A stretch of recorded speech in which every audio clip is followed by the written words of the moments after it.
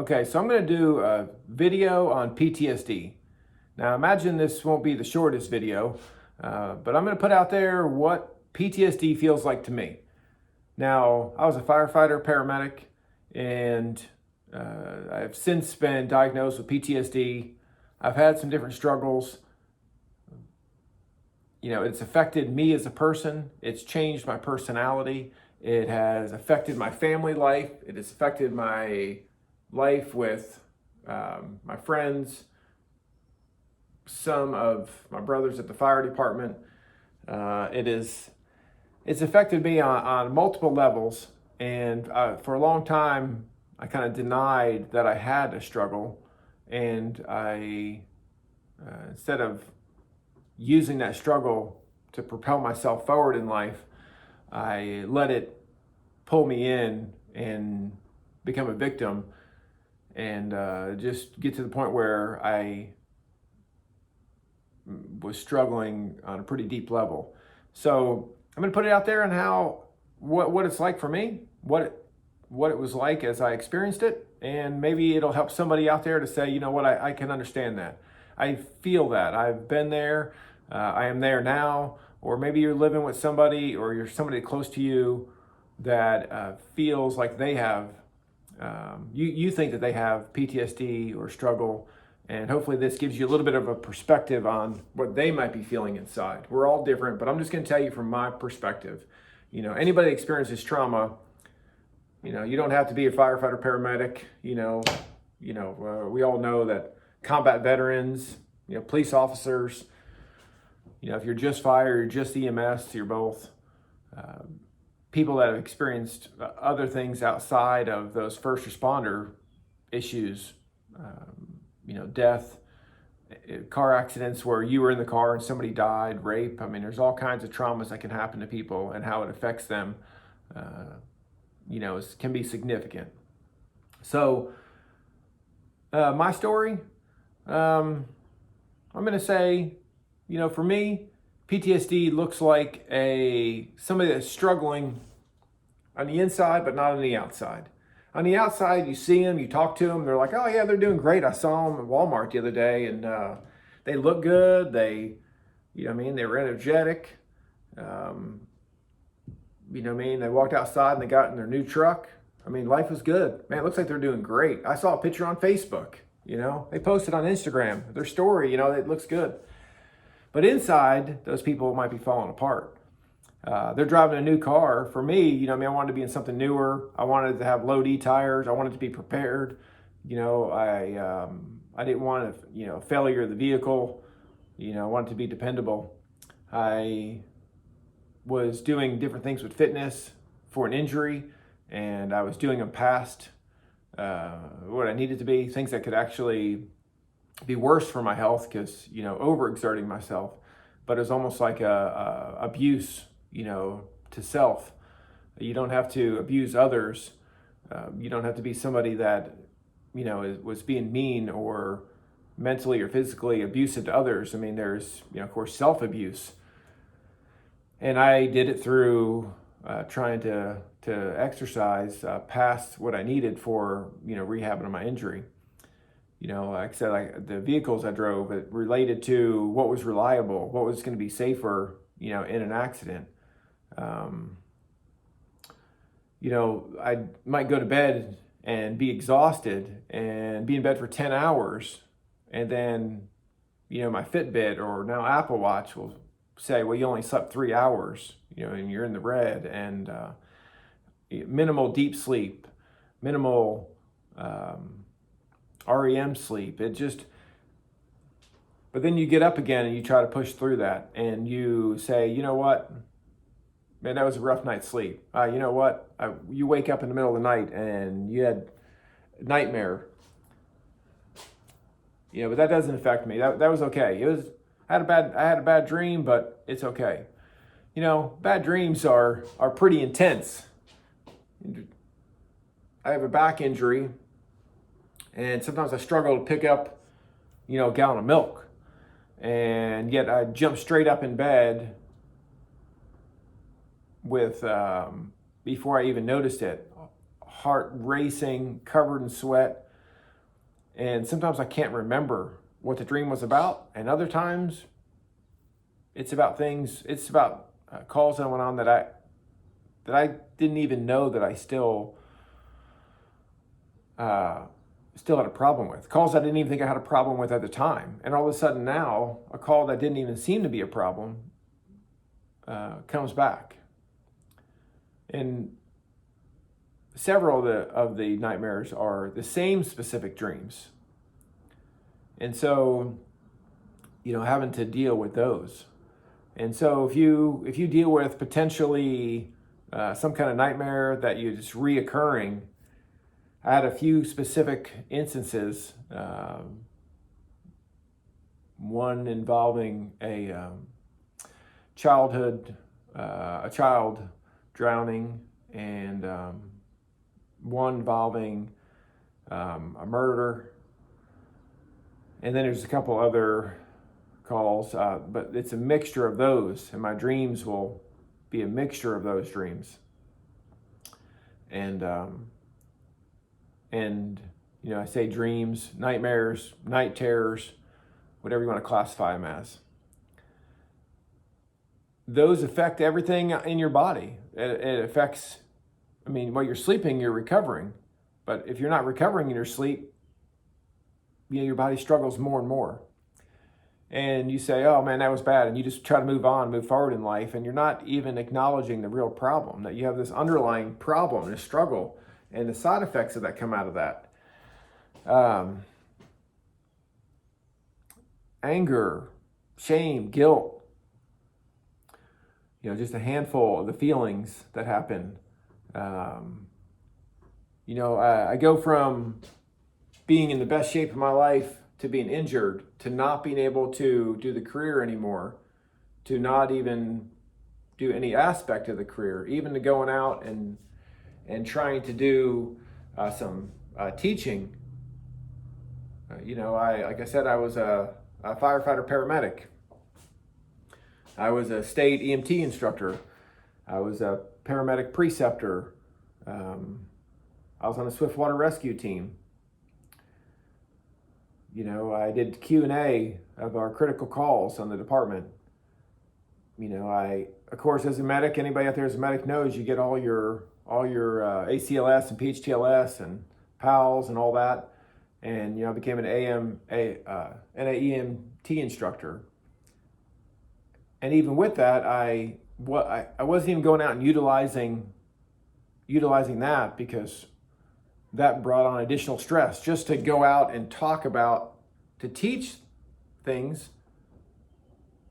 and having the injury and not being able to go out and make a difference in somebody's life, and to be there and to use that training as you have a bad call and you say, you know what, I'm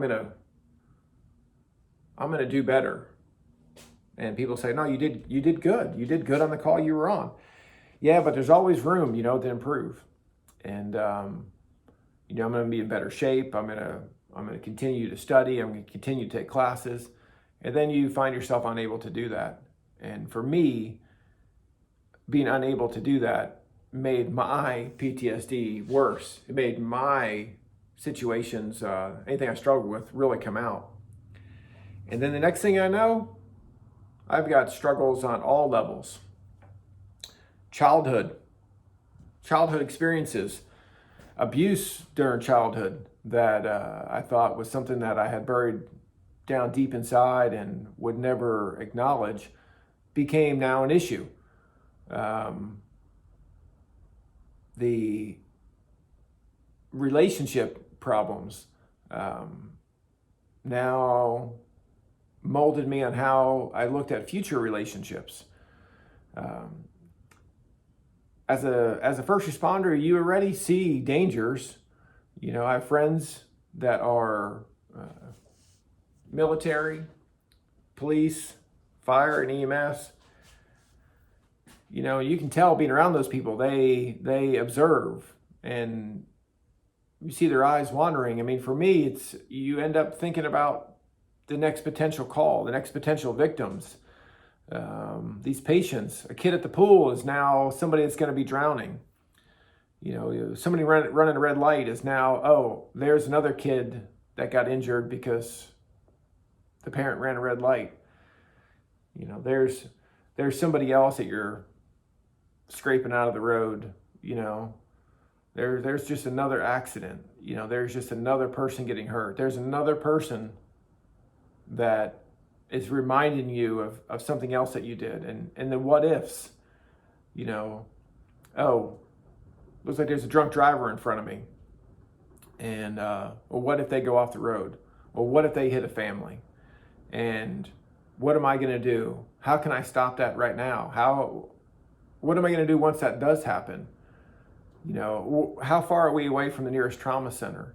And your mind is just going. And I've got a great friend of mine who, he sees a strange car go through the neighborhood, and after 20 years in the Marine Corps, over 20 years, he starts fearing that it's a threat. Strange car, who's the driver, what's going to be inside. And, you live in this world and he also diagnosed PTSD, has a lot of these same struggles, and some that I don't have. We share a lot of the same. We can see that from the fire and EMS side and to the military side, we have a lot of the same traumas. They came from different ways, but we have a lot of the same reactions and behaviors and struggles. So how does it affect you as a person? How does it affect the person that you're with and the person that's around? Well, you're not rested. Your hormone levels, for me, hormone levels were all messed up. They're still not normal. Testosterone levels fall down as your cortisol levels increase, as your sleep decreases, as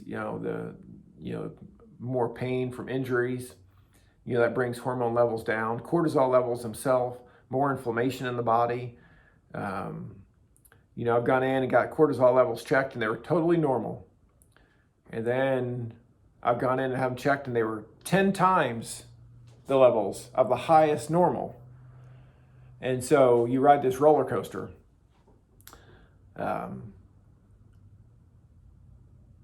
This isn't something that, happened earlier in life. Yeah, I had traumas earlier in life, but people can accept traumas, deal with traumas, and move past them. But it only takes one trauma to cause you PTSD. And if you have multiple traumas, you can have complex PTSD. And before you know it, if you don't acknowledge it and have healthy wellness practices, which is what I've learned through going through the Warrior Path program, through Sheepdog, the wellness practices help you kind of deal with it. Meditation and walking, not with your phone out, walking, just taking in life, using it to, you're appreciating your life, appreciating what you have, the fact that you're still here, regaining more respect for yourself, the world around you, not seeing people as a threat, not seeing somebody as the next victim that maybe you think, like for me, there's times I thought that I could have done better. And nobody ever told me, you messed up. You really screwed that call up. Nobody ever told me that. Nobody ever said, man, you know what you could have done? You could have intubated them faster. You should have put the tourniquet on first. You should have whatever.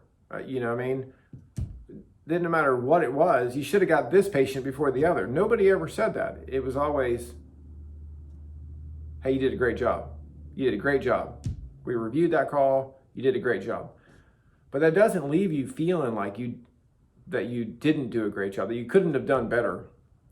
I went to a cemetery last year, less than a year ago, to see a little girl from 10 years before. Now,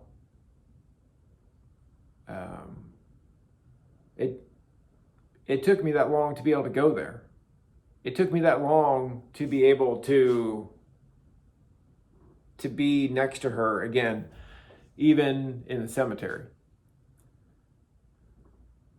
You know, I carried the shame and guilt that I could have done more. And even though the doctor is the one who said, hey, that's enough, we're not doing anymore. As a paramedic, you know, I mean, it's not my job to override what he says. And at one point I did. And he agreed to continued care. But then ultimately, you know, he called it. And I had a hard time calling it. And I continued the care. And was told repeatedly to stop, and I stopped. And stopping left me feeling like I shouldn't have stopped. And it caused me problems. That one call carried with me all that time. And for 5 years after that, I rarely thought about that call. You know, I just buried it deep inside, as my grandpa would say from World War II. Bury it, bury it. And a lot of critical incident stress debriefing out there, which is great. But that wasn't always there. And not everybody believes in it. And so that particular call left me to feel like I could have done more. And I had nightmares about it. I talked to the mother of that girl about 6 months before I went out there to the cemetery. And it was a very difficult phone call. And after about 2 hours, you know, I felt some relief. Letting her know about those last moments. Letting the mom know who wasn't there, you know, what I did, what I tried to do, and how it ended. And so disclosing that information to her and my wife led me to be able to go out and disclose it like now. And it let me go to that cemetery. But in the process of that, something that happened really didn't cause me the worst nightmares until 7 or 8 years after it happened. So these events that happen to somebody doesn't mean it necessarily happened and it's a problem that you're going to just up and fix, or you're even going to have a problem right away. And in the meanwhile, as you have that call, I had that call and other calls that brought me stress that I didn't disclose and discuss with other people that have gone through similar situations, and just getting it out there and talking with families and other people with traumatic experiences. My personality adjusted. And I continued who I was on the outside, and on the inside I was changing. And there was things that were good. I appreciated life. I appreciated every situation I was being given. You know, spiritually, I became more grateful for this life that we have, the world that we have, and everything God has given us. But I had more faith. I saw miracles happen, just straight miracles happen that textbooks say aren't possible. I saw them happen. But I also saw things happen that I couldn't quite wrap my mind around why it happened. And those struggles, you know, are where we end up having you know, the opposite effect. Instead of growing and becoming spiritually stronger, now I was also dealing with the struggle of like, why did it happen and what could I have done to change it? And so there's some great things that come out of it, and you can use those traumatic experiences to propel yourself forward. It's something that I learned about called post-traumatic growth, that you're growing from these experiences. And if you look into post-traumatic growth, PTG, you know, I learned about it through Warrior Path, through Sheepdog.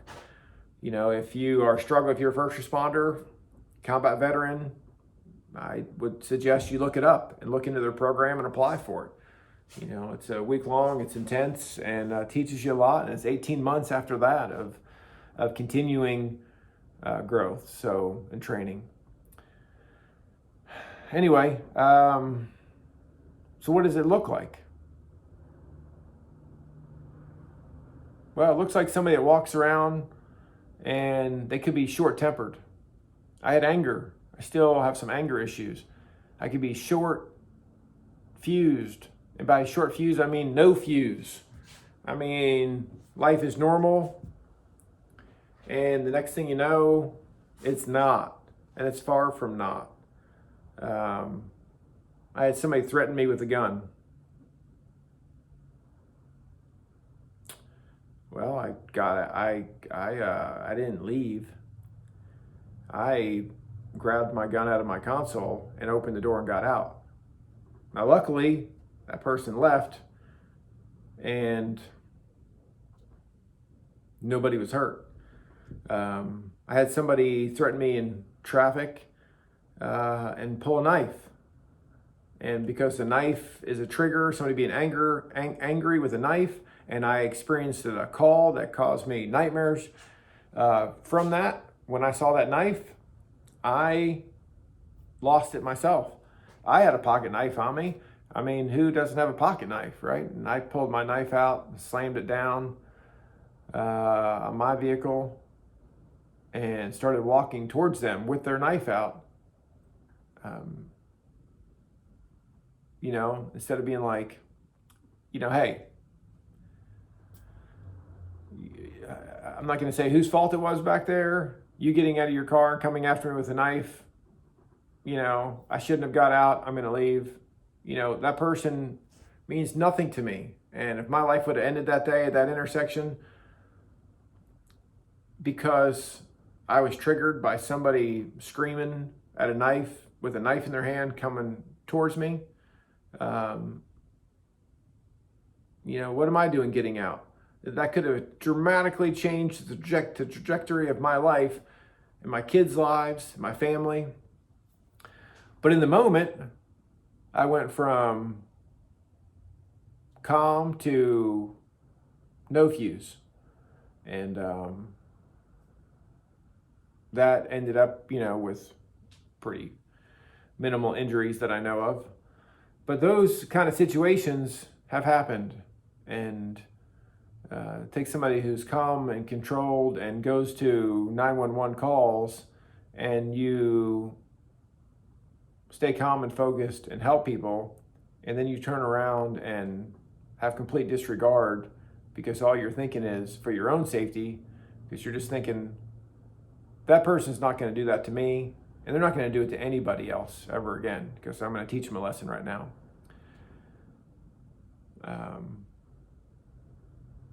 Feeling somebody is, you know, some paranoid feelings that somebody's disrespecting you.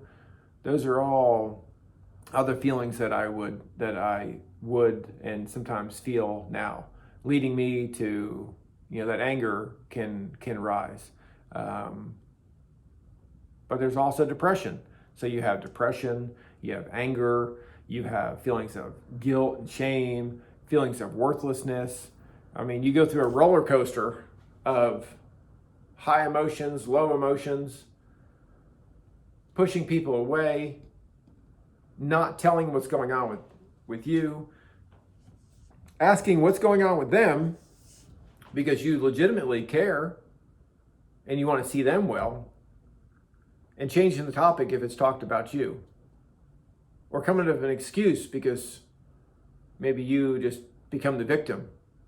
And as the victim, you're not going to say it's somebody else's, you know, that's your fault. It's somebody else's fault, you know. So how does it look? Well, I wish I kept this video a little bit shorter, but when you have anxiety and PTSD and you struggle with these things, there's a lot of things that have come out, you know, a lot of different emotions that have come out over time. Your mind doesn't always say things quite as crystal clear as you want. And to try to do this without rehearsing it several times, you know, just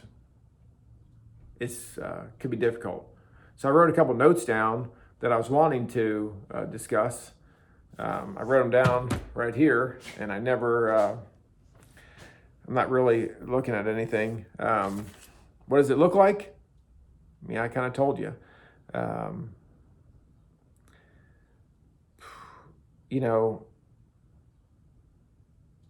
How can you change it? How can you help people? I mean, be supportive. I mean, you just don't know what's going on in their head. Help getting them support. Help making them make a change and make a step out of what's comfortable. Helping them face the problems that they have. Taking problems that they've got that they thought that they cannot fix, that they can't do anything about, and maybe you can. Maybe you have somebody that died in your arms, somebody that died in your vehicle, a traumatic experience, and you just need to talk about it. You just need to disclose it to somebody, And if you're the person living with somebody that is struggling, you need to have that kind of trust that no matter what they tell you, that's just kept between the two of you, and you'll never use it against them. You'll never bring it up with them unless it's a calm situation and you ask, hey, I was wanting to talk about this. You told me about this. I was wanting to give you an opinion, or are you willing to listen to an opinion? Ask permission to be able to re-discuss that, because that person, if they feel pressure, they're not going to tell you anything, anymore. They'll feel like they just can't trust you. They might run out of patience. They might have minimal patience in life now, and they run out of patience with you. Feel like they're being attacked. Feel like you're trying to undermine them, disrespect them, add to their feelings of, well, you're just basically telling me I'm not good enough. I already know I'm not good enough. I'm not sure why I'm here. That can already be there. They can be turned on all the time. Through that program I went through, they talked about being when you're mentally turned on and when to turn yourself down. So, when is there a threat? When is there a situation that you need to use any kind of training that you have? Is that person really somebody to give your attention to? If they're not, then turn yourself down. And if you're with that person and you live with that person, or you're with somebody that's close to you and you see they just say, man, let's just go. I don't really want to be here. Or you see them getting anxious, just be supportive. Be supportive. Ask them if they want to talk about it. Tell them you would like to, you're there for them to support them, that you love them, that you are willing to listen without giving an opinion unless they ask for it. We all have traumas. I had traumas, like I said, going back to childhood. And those traumas can build up over time. And if you let it happen, they can just snowball into a very complex situation that is affecting you mentally, that's affecting you physically, that it's affecting your relationships, that's affecting your health, that's affecting every aspect of your life. I don't know if there's anything on these papers that I wrote down that I didn't already say. Just basically that these traumas come in and they can get worse before they get better. They can come in, if you deal with them as they happen, you might be able to file them away and learn from them, grow from them, and just get stronger every time. But if you let those traumas build up, or you haven't disclosed those traumas and grew from those traumas and focused on yourself and helping yourself improve as a person, then they could just get so out of control that you're too unhealthy to take care of anybody, and you're just struggling to take care of yourself, and you're making life miserable for anybody around you. And so all those people around you want is for you to help yourself and be supportive of yourself, because they just want you healthy, and that's really all you want. So having an open mind and looking at people from a different perspective and looking at your own life from a different perspective is sometimes exactly what you need to do, is to recognize the problems. Anything that you're dreaming about, disclose that to somebody, your spouse, your best friend, somebody that you trust, somebody that's been in that situation. Do things that are healthy just for you. Make sure you're getting plenty of sleep. Make sure you're getting a little bit of exercise. Make sure you're not getting into, bad habits. And bad habits include just being a victim, not owning your own problems. It doesn't have to be drugs and alcohol. Maybe you're driving reckless, being mean to people that are around you, not owning your own behavior.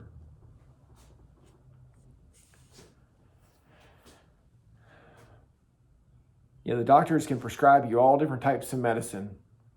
They can give you antidepressants and panic attack medications and blood pressure medications.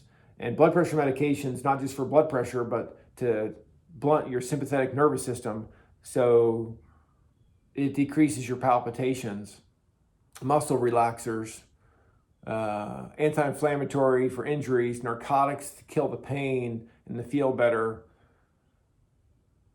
You can just go on and on.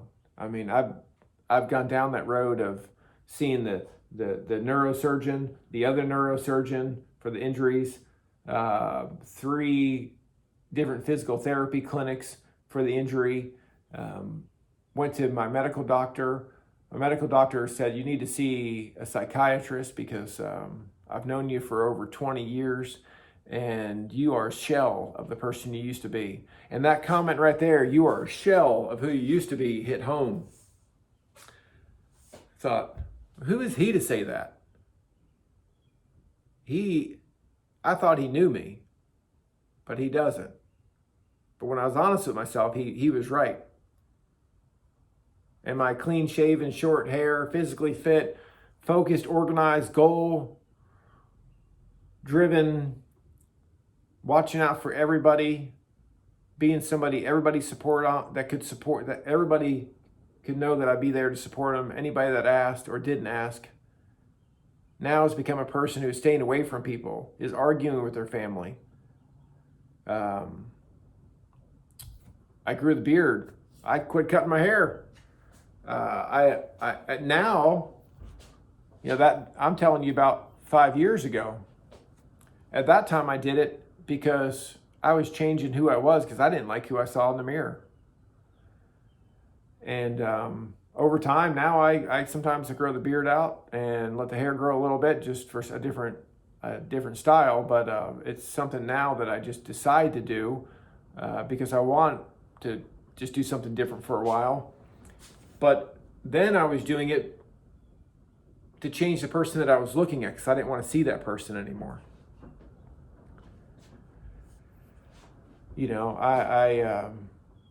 I was struggling, and there's a lot of people out there that struggle. And there's a lot of people out there that could use your help.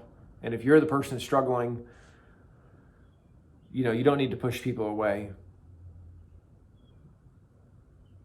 The chaos that's inside your head isn't uncontrollable. There's struggles out there and they're real. And you can handle them. You weren't always like this. God has given you the opportunity to have this struggle and to come out of it stronger on the other side. I firmly believe that. And there was a time that I thought I didn't have the struggle. And I'm just maturing a little bit as I'm getting older. And those situations were just making me a little bit more mature. And that's not necessarily wrong, but it's not necessarily right either. Those situations were given to me because I needed to be there at that moment for those particular situations, for whatever the reason might have been. And through that, I have now am given the opportunity to grow from that. And it's taken me a long time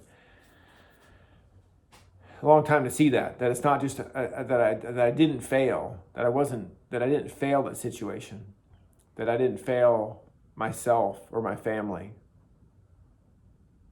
that, my life is more valuable than I sometimes noted it to be. I guess what I'm saying is, if you struggle,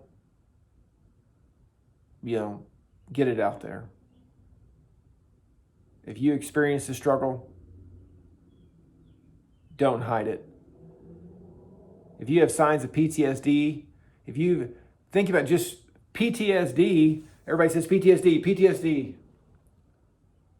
You don't even break it down to what it is. Post-traumatic stress. Post-traumatic stress, post being after. Traumatic being related to trauma. And then you get stress. We all get stress at some point. You see a major trauma happen, and afterwards you have stress. It just happens in the body. And it's okay that it happens. And it's okay that if you feel anger or sadness or depression, those are just normal. That happens. There's nothing wrong with you. You're not broken.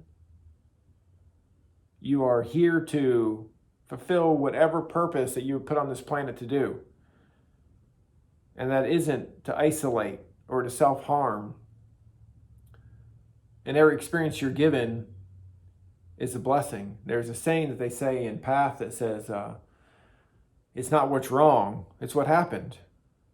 And that can't be any more true. It's not what's wrong, it's just what happened. And what happened is whatever you experienced. Well, if you're watching this video because you hope to understand what might be inside somebody's head that's experiencing trauma, it's great for you. Good for you for getting on here and trying to watch something that maybe it's going to help you help somebody else, to somebody you care about. Because PTSD is real, but PTG is also real. And you could have growth coming out of these experiences that you have. You can have a better life moving forward. You can't judge a book by its cover.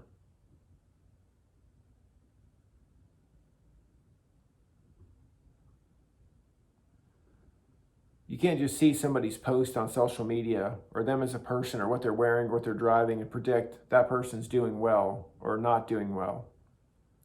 What's going on inside somebody's head can be far different than what you think is going on. And for you to just shut your mouth and listen can really help somebody. And if you're that person who is struggling, then it's not time for you to shut your mouth. It might be time for you to open your mouth and disclose this information. Don't open it to criticize others. Don't open it to give others advice if they didn't want it. Open it and let out some of your own problems. And I can tell you, if you dealt with the death of a child, from my experience, it was tremendously helpful to go out and find the parents and have a discussion about what happened that day and those moments, and to talk about that and other situations. So disclose that information to who you think you should disclose it to. Get it off your mind. Do things that are healthy. Promote your life. Get out there and don't isolate yourself. Don't bury the problems. Don't hide the nightmares. I've got friends who have tried suicide, and I've been on plenty of suicide calls. Suicide's a real problem, and suicide's not the answer either. Because creating more problems for your family and depriving yourself the life that you deserve. So for me, that's my story. That's a small fraction of my story. And we're 40 minutes in on this video that I was hoping to be about 10 minutes. But it's not an easy topic to talk about. It's not an easy topic to try to get out there and explain. So all I can tell you is that if you've watched this, then good for you. I hope you got something out of it. If you didn't get anything out of it, well, I apologize that I wasted 40 minutes of your life that you'll never get back. But remember, every day is a new day. It's a blessing. And I wish the best for you. I wish the best for you, your family, your future, and everything that happens in your life. Remember, it was all meant to be. It's not what's wrong, it's what's happened. And another saying they say is, remember that it's an old saying, it's been around forever, and I can't remember exactly who said it, but basically says that, remember, we're all the same, but he who is best, he or she, is best, is trained in the severe schools. The more struggles you go through, the more opportunities you have to grow, the more life experiences you have, the better person you become in the end. The better person you'll be for everybody, for yourself, for your family, for your future. So, all right. God bless you. And good luck with everything you do here in the future. Thank you.